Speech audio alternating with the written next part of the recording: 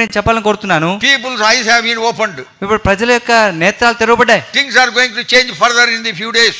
కొన్ని దినాల్లోనే విషయాలు మారనాయి. There would be harmony and joy in the house of God. దేవుని ఇంట్లో ఎంతో ఐక్యత, ప్రేమ లేవనెత్తబోతోంది. All those who have taken crores of rupees have to be returned. ఈ డబ్బులు కోట్ల కొలది తీసుకున్న వారందరూ కూడా తిరిగి ఇచ్చేయాలి. That will happen. అది జరుగుతుంది. So we have to pray much for Hebron. That is why I am sharing this. Hebron కొరకు మనం ఎంతో భారంతో అధికంగా ప్రార్థించాలి. అందుకే చెప్తున్నాను. When that problem is resolved, ఆ సమస్య పరిష్కరించబడిన greater joy, greater peace everywhere. ప్రతి చోట కూడా ఎంతో గొప్ప ఆనందము, ఎక్కువ గొప్ప, everywhere there would be divine order. ప్రతి చోట దైవికమైన క్రమం ఉంటుంది. everywhere there would be discipline. ప్రతి చోట క్రమశిక్షణ ఉంటుంది. So that is what we look for. దాని కొరకే మేము ఎదురు చూస్తున్నాం. So may God help us to understand these things. ఈ విషయాలు అర్థం చేసుకోవడానికి ప్రభువు మనకు సహాయం చేయాలి. Strangers have entered into the sanctuaries of the house of God. అన్యులు యెహోవా పరిశుద్ధ స్థలములోనికి ప్రవేశించి ఉన్నారు. Those strangers have to be driven out of the sanctuary. ఆ అన్యులు ఆ దేవుని మందిరంలో నుంచి, పరిశుద్ధ స్థలం నుంచి బయటకు Though తరమబడాలి. it is a tough thing, it appears. అది చూడడానికి కొంచెం కష్టతరమైనప్పటికీ God can do it. దేవుడు చేయగలరు. What is impossible for man మనుషులకి ఏది అసాధ్యమో is possible for God. అది దేవునికి సాధ్యమే. In a wonderful way God will help. ఎంతో అద్భుతమైన విధానంలో దేవుడు And సహాయం చేస్తాడు. all those wrong people will be weeded out from the fellowship. కాబట్టి అట్టి తప్పు మనుషులందరూ కూడా మరి సమాజం నుంచి తరివేయబడతారు. It is only then we can witness and enjoy the lost glory. అప్పుడు మాత్రమే మనము ఆ కోల్పోయిన మహిమను చూడగలుగుతాం. Return of God's glory. Bhaksin wrote a book, wonderful book. ప్రభువారు భక్సింగ్ గారు ఎంతో గొప్ప పుస్తకాన్ని రాశారు. Return of God's glory. దేవుని మహిమ తిరిగి వచ్చును. The glory that departed at the time of the 4th chapter in the book of Samuel, 1st Samuel. మొదటి సమూయేలు గ్రంథంలో 4వ అధ్యాయంలో కోల్పోయిన ఆ మహిమ Glory returned in the 7th chapter of 2nd Chronicles. 2వ దినవృత్తాంతాల గ్రంథము 7వ అధ్యాయంలో తిరిగి వచ్చింది. In between wonderful things have happened. ఈ మధ్య కాలంలో అద్భుతమైన సంగతులు జరిగాయి. God introduced Hannah. దేవుడు హన్నాను పరిచయం చేశాడు. God introduced Samuel. దేవుడు సమూయేలును పరిచయం చేశాడు. God introduced David.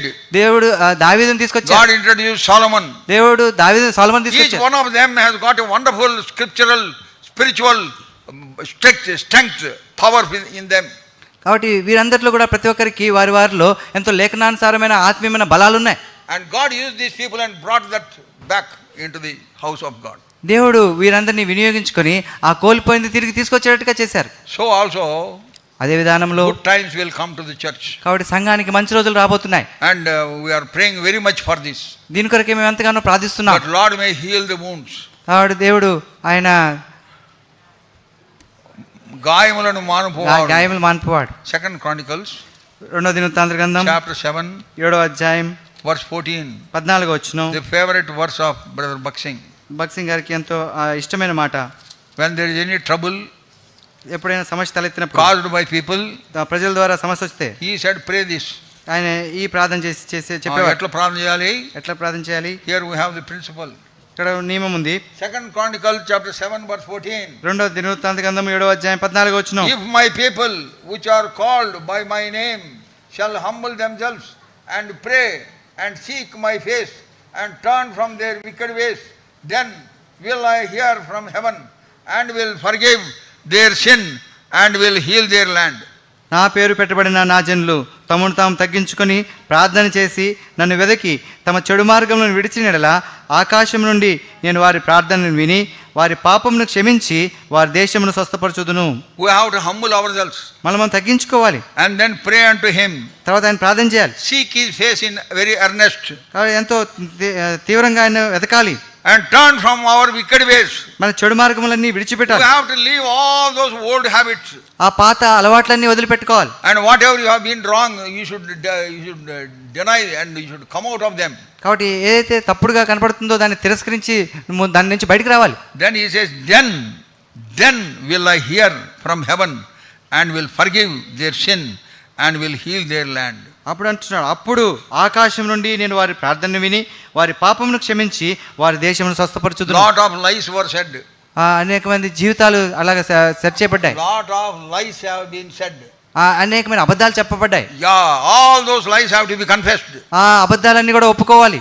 Though it seems that we are recovering the lost ground, కోల్పోయిన దాన్ని మనము సమకూర్చుకున్నామని చెప్తున్నా కూడా it will happen only when we confess our sins. అది పూర్తిగా ఎప్పుడు చెప్పబడుతుందంటే చేయబడుతుందంటే Whoever has done it, అది ఎవరైనా చేసిన వాళ్ళు Openly to the congregation they have to confess.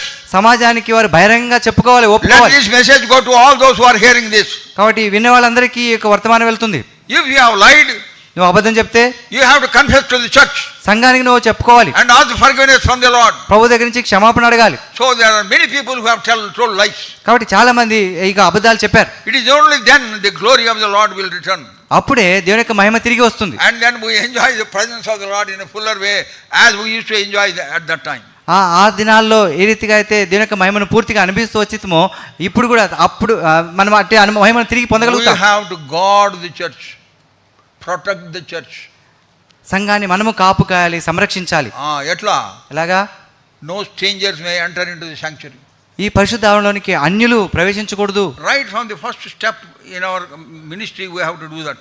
మరి మన పరిచర్యలో మొదటి దశ నుంచి అది చేయాలి. In Guduru assembly, గూడూరు సమాజంలో if a boy or girl is not born again, ఏ పిల్లవాడైనా పాప అయినా కూడా తిరిగి they are not జన్మించకూడదు. allowed to put istrakulu or tumblers or pour water. కాబట్టి మరి ఆ కుండలు అవి పెట్టి కనీసం నీళ్లు కూడా పోయించినిచ్చేవారు కాదు, మంచి నీళ్ళు కూడా. One should be born again. వారు ఖచ్చితంగా తిరిగి జన్మించవాలి. And when we go for open air, బహిరంగ స్వార్థకి వెళ్ళినప్పుడు if a person is not born again, తిరిగి జన్మించిన వ్యక్తి అక్కడ ఉంటే, if he is in that campaign, ఆ యొక్క క్యాంపులో ఉంటే he is not supposed to sell or distribute any tract to other person. ఇతరులకు ఆ యొక్క స్వార్థ పత్రికలు అందించడం కానీ అమ్మడం కానీ చేయనిచ్చేవారు కాదు. అరే వీడు మార్మన్స్ పొందల, వాడేం చెప్పడం, నువ్వు మార్మన్స్ పొందని. వాడే మార్మన్స్ పొందల, ఇతరులకి మార్మన్స్ With పొందని. such strictness we were brought up in Guduru assembly. అలాగే నా గూడూరు అసెంబ్లీలో అంత నిబద్ధతతోటి నిక్కచ్చిగా మేము వ్యవహరించేవారు. Nowadays everything has been mixed. ఇప్పుడు ఈ దినాల్లో అంతా కూడా మిశ్రితం అయిపోయింది. I visited one assembly in Hyderabad. Hyderabad లో ఒక సంఘాన్ని I దర్శించాను. was sitting with the God servant. God సేవకునితో One మాట్లాడుతున్నాను. young man passed in front of us. ఒక యవనస్తుడు మా ముందు నుంచి అట్లా వెళ్ళాడు. And then it is a morning, look into it. జాగ్రత్త గమనించండి. As the man passed in front of us, మా ముందు నుంచి ఒక వ్యక్తి అలా వెళ్ళాడు. that God servant told me, దైవసేవకుడు చెప్పారు, brother, this is the man, brother, who helps us. ప్రభు సోదరుడా, ఈ వ్యక్తే మాకు సాయం చేసేది. In all our electrical fittings. మాకున్న ఈ ఎలక్ట్రికల్ ఫిట్టింగ్స్ అన్నిట్లో And also watering things. నీళ్లు పట్టే విషయంలో Everything he takes care of us. ప్రతి విషయంలో కూడా ఆయన పట్టింపు కలిగి ఉంటాడు. And he also said, ఇంకా చెప్పాడు, brother, he is not born again. ఆయన చెప్పాడు ఆయన తిరిగి But జన్మించలేదు. yet he helps us. He is taking pride in that. దాన్ని బట్టి అతిశయపడుతున్నాడు, అయినా సాయం పడతాడు అని. I said, brother, soda, if you continue this with him, అతనితో ఈ విషయాలని కొనసాగిస్తా ఉంటే one day he would become the elder of the church. ఒక దినం ఆయనే సంఘానికి పెద్ద Because అయిపోతాడు. he is doing so much in the church of God. ఎందుకంటే ఈ సంఘంలో చాలా ఎక్కువ చేస్తున్నాడు. And he will learn how to worship also. ఆరాధన ఎలా చేయడం కూడా నేర్చుకుంటాడు. One day he will worship. ఒక దినం ఆరాధిస్తాడు. One day he will be baptized because you ask very positive, constructive questions. Are you born again? They will say yes.